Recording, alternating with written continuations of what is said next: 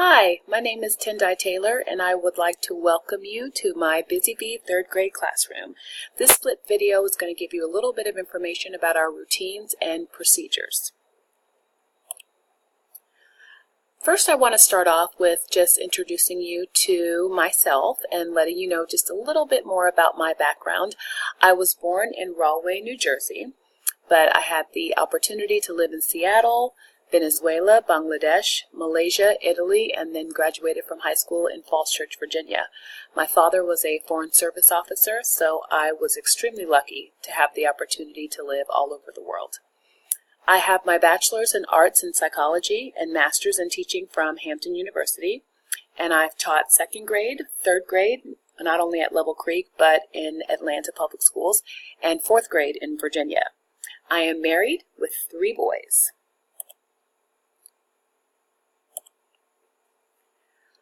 When you get a moment, I would like for you to just take a little time with this slide. For some of you, this is your first child coming to 3rd grade. Others of you may have had children come through this grade before. But it's important for you to understand a little bit about their apprehension as well as their excitement. They know that they are moving on, coming up to 3rd grade. They know that they are going to be expected to do a little bit more for themselves, be a little bit more independent. They're excited about it and also a little bit apprehensive. So this just gives you a little bit of detail developmentally where your 3rd graders are.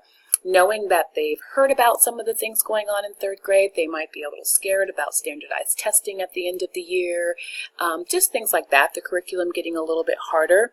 So when you get a moment, if you could just read the slide, it will talk about a little bit about their apprehension and then some things that you can do to kind of help them along.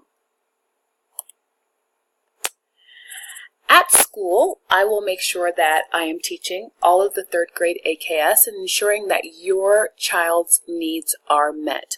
All children learn differently, and it's important that I know that I learn your children very well and make sure that they are getting what they need in the classroom. I provide a conducive environment for all learning styles.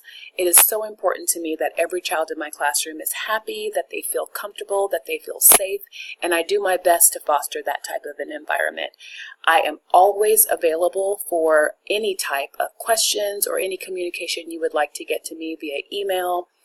Class Dojo is used, and I just like to keep that communication open because obviously there are things that go on at home that I need to know about to make sure your child is successful. At home, I would appreciate it if you could review the homework nightly. I do not give a lot of homework, but it is important for you to know what your child is learning in school. And that way, when they get home, if there's something that they're still struggling with, you're able to get to me quickly to let me know. You know, they just still are struggling with this particular concept. Study habits, making sure that the kids are studying for tests in advance. I do give study guides at least a week in advance, but also having your child understand that it is their responsibility and helping them being held accountable for the grade that they earn. Please review the conduct grades daily, which you will find in their agenda every single day, and we'll talk a little bit more about that. I have a weekly newsletter that I send out every Friday. And it just gives you some more information about important dates that are coming up, as well as what we've learned in the classroom, what we've learned that week, and also what they're going to be learning the following week. And of course, again, just keeping communication open between home and school. I just talked a little bit about the agendas. The agenda is where I have the kids write down their homework, and then I give them their conduct grade each day. Friday folders are sent home every Friday, and that's where you're going to get their graded papers. I do ask that if your child has earned anything lower than a C, that you sign it and return it, just so I know that you have seen it. And they do have the opportunity to bring their grade up a little bit if they do get below a 69 on a test, to be able to retake it for a 70. They can't get anything higher than a 70.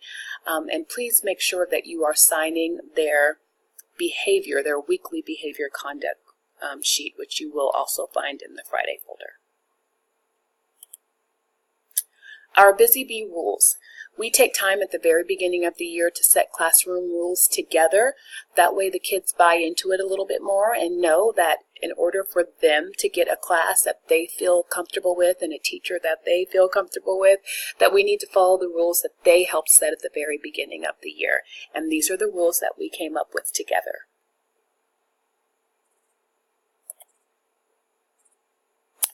Busy bees work together. The reason why I call my classroom the Busy Bees is because I want the children to know that yes, we are all individuals and we all have our own ways of learning, and I always tell them that fair does not mean everybody gets the same thing, but it means that everybody gets what they need. However, working together in our hive is extremely important to make sure that we do have an effective classroom. So Class Dojo is something that we use, making sure that you parents know exactly what's been going on in the classroom, and then I'm able to get quick notes to you if I need to, very quickly on your phone or on the computer, just to let you know if there are any behavior concerns or also positive things that have gone on in the classroom. I love to communicate with parents and let them know the things that their child has done. For tables, we do foster a team mentality with our tables that the kids will be sitting in, and they get to earn marbles for positive behavior. And then we have our class goals, and that usually goes around compliments that we get around the school for being quiet in the hallway or positive behavior in specials, just to let them know that individually they can earn a great conduct grade. At tables, they can get their marbles, and then as a class, we work together to make sure that we are being positive citizens in Level Creek. Some of our Level Creek information that for parents who are returning, you're probably very familiar with. The attendance policy, making sure that if your child is absent for any reason that you're sending in notes the following day or emailing me. I will make sure that that gets passed on to the office, or calling the office directly. Checkout is no later than 2:50. Any medications that your child needs to take, whether it be regularly or, if they've been sick and they still need to continue to take an antibiotic or some form of medication, must be turned into the nurse's office. So they cannot carry anything in their backpacks and take it by themselves. It has to be turned into the nurse, and I will send them to the clinic in order to get the medication that they need. Meal Pay Plus is an awesome program where you can put money on your child's card for lunch, as well as pay different dues that are needed at the beginning of the school year. For birthdays, we do have a lot of allergies, and we want to make sure that we're mindful of that. So if you want your child to celebrate their birthday at school, we do ask that you purchase ice cream in the cafeteria. It will be distributed the last 10 minutes of lunch, and that way we can celebrate your child's birthday. Any changes in transportation need to be given to me in a handwritten note, or you can call the office and let them know, especially if it's a bus change, because they will need to get a bus pass. E-Class is something that we use in Gwinnett County to make sure that the children are able to view their grades. There are textbooks that you can find on E-Class, but you can also get to my E-Class page through the student portal, and that's where I'll put different things on about study materials. When there's a test coming up, there'll be some interactive games that I like to post on there, and we'll talk a little bit more about this at curriculum night. But if your child is returning to Gwinnett County, they have seen the portal, they know how to get on it. I will be helping them again, but you'll also find some homework that I will be giving periodically, some discussion questions that they'll be able to post on the discussion board, and then have some interactive dialogue going on between their peers. And I always like to use that because it's nice for them to be able to read what their peers are thinking and then also to respond to it. The Georgia Milestones. Your child will be taking the Georgia Milestones, which is a standardized test at the very end of the year. They will only be taking language arts and math. It usually falls right after spring break, so about the third week in April. And as soon as we get into that study mode for the milestones, I'll be giving you a lot more information about it.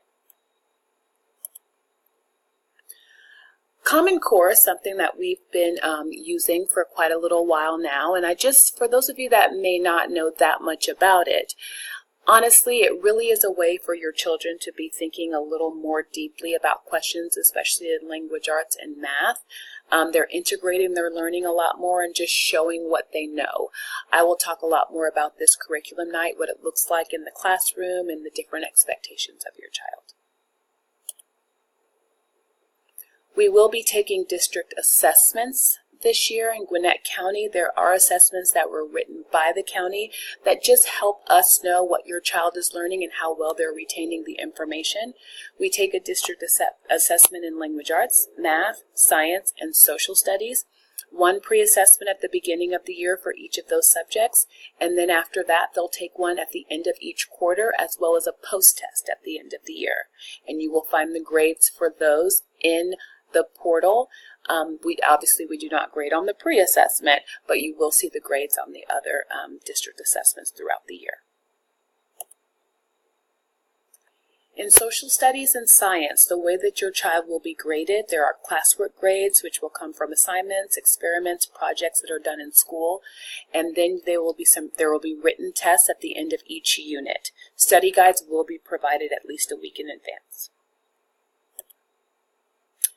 For reading, the grades are generated from classwork assignments based on the Reading AKS, different reading assignments that they'll get in the different units that I'll be teaching, and then grades that they will receive due to their participation in the work that they create in guided reading groups, and their book clubs, and research groups.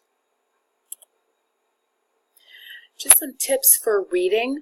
In kindergarten through second grade, they're still learning to read. That's why you see the big jumps throughout the year in kindergarten and second grade that they have in their reading levels. In reading for third grade through fifth grade, it's a little bit different because they're reading to learn. So they're just using some different strategies in order to make sure that they're retaining the information that they're reading. And this is a big jump, and it is quite difficult. I push a lot of nonfiction reading. I love for the kids to be reading short articles, periodicals, anything that they can be taking in that's nonfiction, books. I even talk a lot about documentaries that they might be seeing on TV in order to really start looking at the visuals and how do they get all of the information in order to understand what the author is trying to teach them. So at home, when you are asking them questions about what they're reading, trying to pull in nonfiction is definitely going to help them in the long run. Choosing just right books is going to be an important skill that we'll talk a lot about in third grade. And then just making sure that they're understanding what they're reading when they're reading at home, and I do the same thing at school. Our word study program is going to be made up of word family words, spelling patterns, compound words, prefixes, and suffixes, as well as Greek roots and Latin roots. For writing, your children will be learning 3 different genres of writing this year: narrative, informational, and opinion. I will take them through different craft lessons to make them better writers that I hope that they adopt for the rest of their lives. And we'll be writing a lot this year. One of their pieces, I'll take them through it piece by piece for each of the genres that we learn, and then they'll be writing some on their own, and that's where I'll get my grades from. In math, you'll see worksheets coming home, activities completed in class, as well as e-class assignments, and of course unit assessments that will be given at the end of each unit. If you have any questions about the flip video, please, I have no problem with you contacting me at any time. I'll get back to you as soon as I can. Of course, I'll go more into detail at curriculum night and also give you some additional information. And I just want you to know that I am truly looking forward to teaching your children this year. I thank you for trusting me with them, and I look forward to working with you more.